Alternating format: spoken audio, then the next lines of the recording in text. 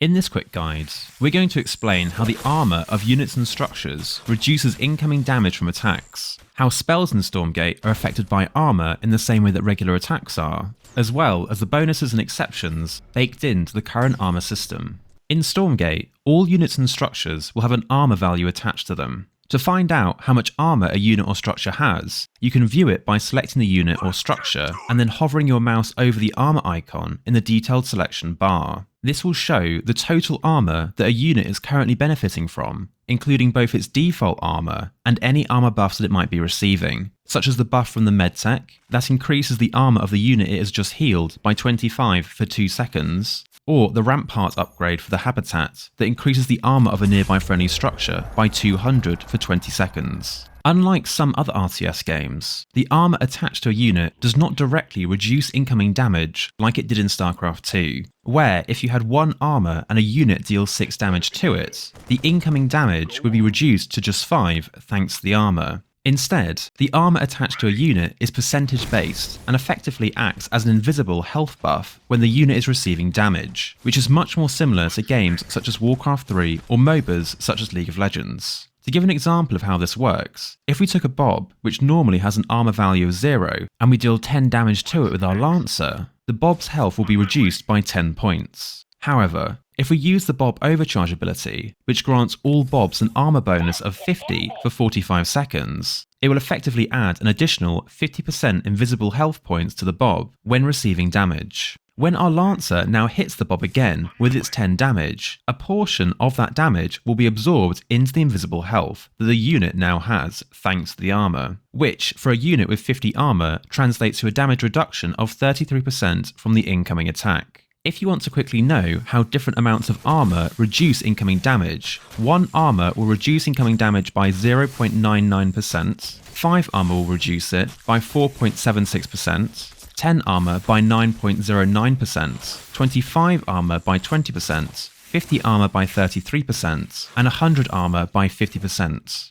To calculate the effective armour on any unit or structure, to work out the total effective health of a unit, you just need to times the maximum health of a unit by 1 point the unit's armour, which for the Argent would be 210 times 1.05 for its 5 armour, giving it an effective health of 220.5 when receiving damage. And to work out the damage the armour will reduce, you just need to divide the damage the unit is receiving by 1 insert the armour, which for the Lancer hitting a Bob with the overcharged armour activated is 10 divided by 1.5 for its 50 armour. It's important to note that Stormgate tracks the health of a unit down several more decimal places than is visibly displayed on a unit's information card. This means that when the Lancer hits a Bob with 50 armour, it will actually deal 6.66 per hit, meaning the Bob's actual health will be around 123.34. If a unit or structure has a new health total after receiving damage that has 1 or more decimal places, the game will always round up its displayed health up to the nearest whole number, which in this case is 124.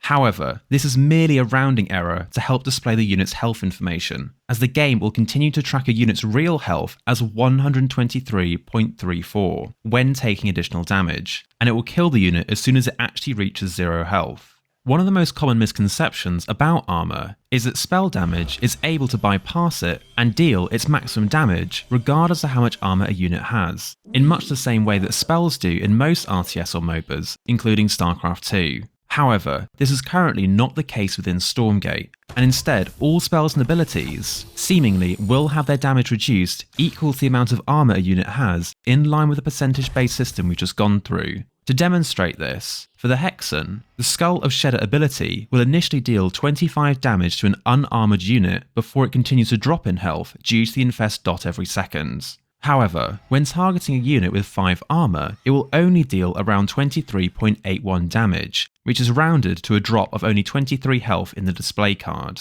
For the Venom Trap, which will deal 50 damage to an unarmoured unit, it will only deal around 47.62 damage to a unit with 5 armour, which again is rounded to 47. For the Weaver, whose Lash ability is advertised to deal 20% of a unit's maximum health in damage, which for a unit with 250 health should be equal to 50 damage. If they have 5 armour, the ability will instead only deal around 47.62 damage, which is again rounded to 47. For the Vanguard's Graven, Its sticky bomb ability should do 50 damage, but again only does 47 to a unit with 5 armor. And for the Celestials, the Argent's high energy ability, which adds an additional 100% damage to its main attack, is also affected by armor in just the same way. This is also the case for units that deal either direct or indirect splash damage with their main attack, such as the Lancer that deals damage in a line to multiple units, with each unit hit taking the exact same amount of damage, or the Atlas, which leaves fire on the ground in between attacks, which is enough to kill a Bob without overcharge armor, but will be saved if currently benefiting from it. The only exception I've found so far to this is the Lancer, which has a passive ability that blocks all incoming damage by a flat 2 points, in the same way StarCraft 2 armor blocks damage. However, this extra armor seems to have no effect on incoming spell damage, as it will take the exact same amount of damage from spells as an Argent, which has the same base armor of 5 attached to it. There very well may be further exceptions to this that I've yet to find, as some spells were particularly difficult for me to test reliably, as they either did more damage than advertised in their tooltips, or were inconsistent and did different amounts of damage every time I used an ability on the same target. So if you've managed to find any more exceptions to this, feel free to leave a comment down below. The final aspect of armor to discuss is the damage bonuses some units receive when attacking another unit with a certain armor type, such as the Argent, which will deal additional damage to units and structures with the heavy armor tag. Certain units can also be upgraded to do bonus damage to certain armor types later into the game, such as the Scout, which doesn't start the game with a bonus attack, but you can research the Claws upgrade at the Biolab after unlocking Tier 2 to gain an additional plus 16 bonus damage when attacking other light units. To see what armor type a unit is, you can either select just one of these units and view all its attributes underneath your attack and armor icons in the detailed selection panel, or you can check a unit before building it by hovering your cursor over its build icon and checking where it describes its durability. This tooltip is also currently the only way to check whether a unit does bonus damage to other armor types, which you can currently see in brackets at the end of the attack power row,